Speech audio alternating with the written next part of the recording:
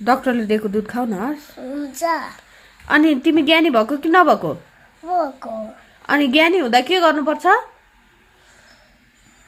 ज्ञानी हुँदा के गर्नुपर्छ रे ज्ञानी हुँदा त्यस्तो गर्नुपर्छ हो ए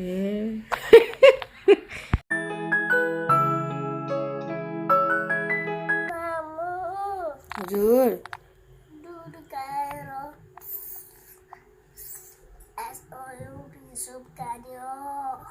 दुध खाएर यसो पिसुप खाने त्यो दुध खाइसिद्धेऊ त छिटो फटाफट वेलकम टु अनदर ब्लग तपाईहरु सबैजनालाई एकदमै धेरै धेरै धेरै धेरै स्वागत छ मेरो दिनको सुरुवात चाहिँ भइसकेको छ अहिले चाहिँ अल्टिमेटली 10:30 भइसक्यो मैले चाहिँ बिहान उठेर चेन्ज गरेर नुहाएर पूजाआजा गरिसकेपछि बच्चा बच्चीलाई खिलाएर पिलाएर दाल तरकारीको व्यवस्था पनि गरेर अब चाहिँ म कडक 1 कप चिया चाहिँ खानेवाला छु त्यो चाहिँ पाक्दैछ अहिले चाहिँ मैले ठ्याक्क तपाईहरुलाई हेलो भनिहाले अब चाहिँ हाम्रो दिनको सुरुवात हुँदैछ अब सुरुवात गरौँ है त आजको दिन कस्तो बित्दो रहेछ हेर्दै गर्नु होला म चाहिँ करेला कुमारी हो करेला तार्दै छु आई लभ करेला अब यो चट्ट पारेर फ्राई गरेर यसमा चाहिँ आलु राखेर अरूलाई दिने आफूले चाहिँ आलु नभएको खानी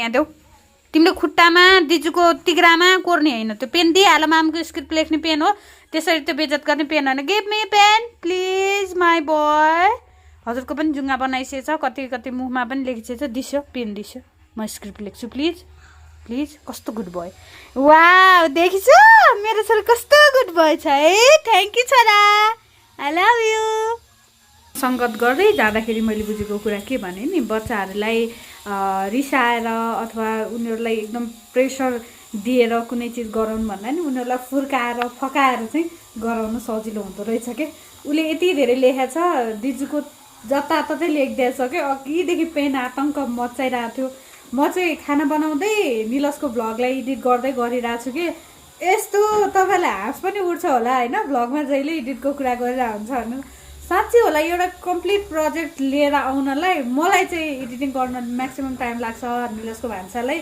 लगभग हिजो 6 घन्टा लाग्यो कि अनि भ्लग एडिट गर्न 3-3.5 घन्टा त लाग्छ किनभने फिल्टर कति चिज गर्नु एउटै घटना धेरै मतलब लामो हुन्छ होइन एउटै सिन तपाईँको 10-12 मिनट खिच्या हुन्छ नि त 10-12 मिनट एउटै चिज हेर्नमा त तपाईँहरूलाई मजा आउँदैन नि त त्यो भएर धेरै कुराहरू त्यस्ता हुन्छन् अनि प्लस बच्चाहरू घरमै छन् छुट्टी छ कति के तै पनि माया गर्नु नबिर्सिनु होला है च्यानललाई सब्स्क्राइब गर्ने लाइक गर्ने अनि कमेन्ट चाहिँ छोडिदिने के जस्तो लाग्छ जेन्युन कमेन्ट है त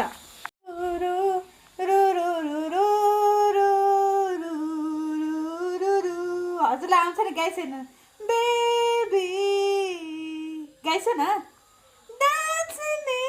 गाई छैन हजुरलाई आउँछ त कस्तो राम्रो त गाई थियो तर गाई छैन नि गाई छैन भुन्डीले गाई छैन बाबा ज्वानो पानी उमालिदिन्छ खाने हस् ल यो चाहिँ मैले ज्वानो पानी बनाइदिइरहेको छु बाबुलाई एउटा दुईटा मेथी दाना पनि राखेर मेरो बाबुलाई चाहिँ अलिकति कमन कोल्ड भएको जस्तो भइरहेछ हुन त धेरै दुःख दिने बच्चा हो यो तर हिजो बेलुकादेखि अलिअलि नाक बग्ने अनि खोकी लाग्यो भएर एकदम इनिसियल फेजमा भएर यो ज्वानो पानीले सन्चो गर्छ कि भनेर ट्राई गरिरहेको छु सेकेन्डरी इन्फेक्सन रहन्छ भन्ने त काम गर्छ होइन 2 कप पानीमा 1 चम्चा ज्वानो र 4-5 दाना मेथी राखेको छु अब यसको भोल्युम चाहिँ म 2 कप पानीबाट ठ्याक्कै 2 चम्चामा परिणत गर्छु त्यसपछि खुवाइदिन्छु ज्वानो पानी चाहिँ मैले बनाइसकेँ छोरोलाई दिँदैछु ऊ चाहिँ खान्छ कि एकदम मजाले औषधि भनेपछि जे पनि खान्छ त्यो चाहिँ मेरो लागि ब्लेसिङ हो प्लस पोइन्ट पनि हो लौ छोरा मिठाई हो त छोरा यो हैन के हो त मामले बनाइदिएको औषधि है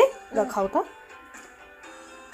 वाउ गुड बोय मिठो छैन है मिठो छैन तै पनि बाबुले खान्छ है बाबुलाई सन्चो गर्छ नि त मिठो छैन तै पनि बाबुले खान्छ है कस्तो गुड बोय ल सबै खाएर देखाइदेऊ त म हेरिरहेको छु सबै फिनिस गरेर ल सबै फिनिस भयो भनेर कपै खाली देखाइदेऊ हस्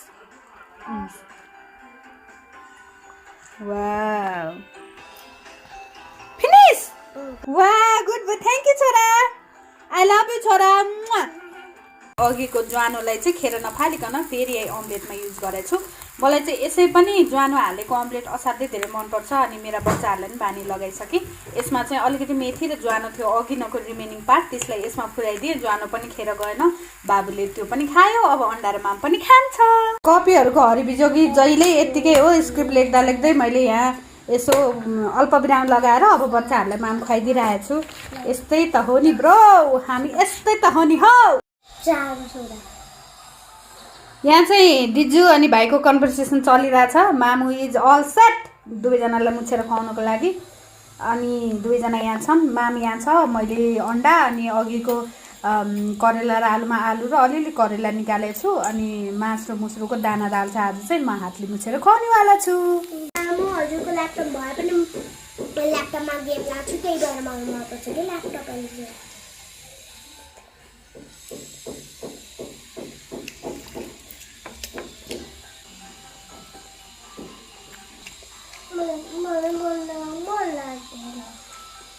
मामु हजुरले मलाई माम खुवाइदिन्छ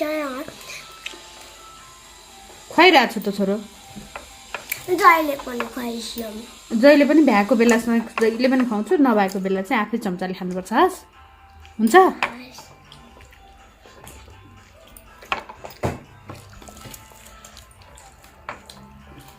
यो चाहिँ मेरो बिहानको खाना, करेलाको तरकारी र दालमा मैले ओट्स पकाएर प्लेन ओट्स लिएको छु। खुर्सानी त मलाई चाहि नै हाल्यो। यति चाहिँ मैले बिहानको 2 बजीतिर लन्च गर्न लाग्दैछु है।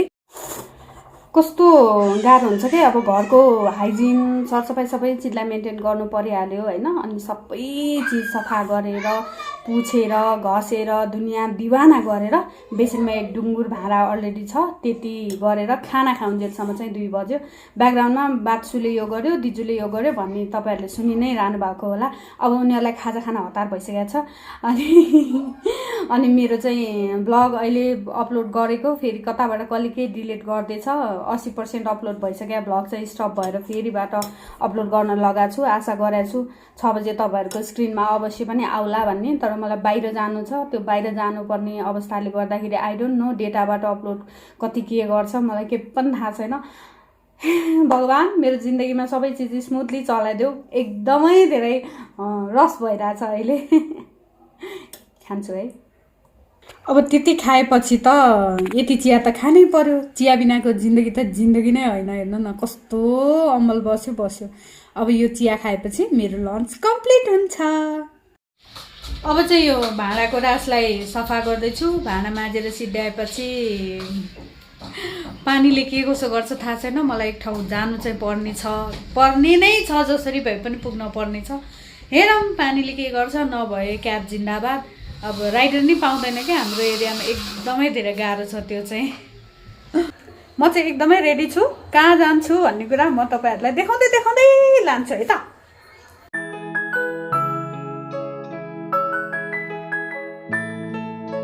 तपाईँहरूले चिनिया शेरबहादुरको मलाई थाहा भएन, मैले चिनिया चाहिँ यही हो है कि। ए शेरबहादुर कस्तो क्युट, न चिथार्ने लुच्ने केही हो। कस्तो क्युट शेरबहादुर है। वाह, हाम्रो यहाँको जङ्गली हुन्छ नि पुरै चिथार्छ। कस्तो राम्रो रहेछ, क्युट रहेछ। एउटा टिकटक बनाउँछु है म शेरबहादुरसँग। 9:29 गयो बेलुकाको। अनि म चाहिँ खाइरहेको छु भात, त्यो पनि च्याउसँग। त्यो पनि यहाँ जङ्गलको यसो टिकटकमा हल्लाएर झिक्ने च्याउ भाइरल भएको थियो नि, हो त्यही च्याउको तरकारी हो कि यो। के अरे के भन्छ, गदको झोलमा इज्जत फाल्यो भने जस्तै भयो मेरो आज। त्यही भएर आज मलाई हेर्नेहरूले चाहिँ यस्तो चिट चाहिँ गर्न पाइँदैन। मैले चाहिँ गरेको छु है। खाँदैछु म। 12:45 गएको छ। म चाहिँ आज बाहिर गएको थिएँ काम विशेषले। फर्किँदाखेरि यति धेरै गाह्रो भयो, रिङ्गाटो लाएर भमिट भएर एकदमै धेरै गाह्रो भएर अनि एकछिन रेस्ट गरेँ। अनि श्रीमानजीले के पकाएर खुवाएपछि यतिको बोल्ने म भएको छु। अब म भ्लग एडिट गर्न सक्छु कि सक्दिनँ थाहा छैन।